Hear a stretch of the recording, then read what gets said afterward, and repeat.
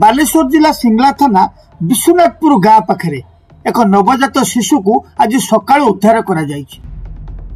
केही कुटा बजाड़ी उपरे रखिदे जाइथिबा संदेह करा जाउछि।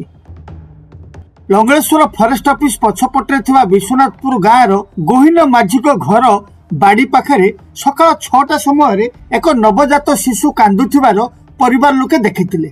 आ तापरे पिलाटी को से कोटा उपरु उद्धार करथिले। केही लोगारे गुड़े ए पिलाटी को फिंगी देइथिबा अनुमान करा जाउछि। तेबे उद्धार शिशुपुत्र को तुरंत बस्ता गोष्ठी स्वास्थ्य केन्द्र और परे बालेश्वर मुख्य चिकित्सालय को चिकित्सा पाई पठा जाइछि।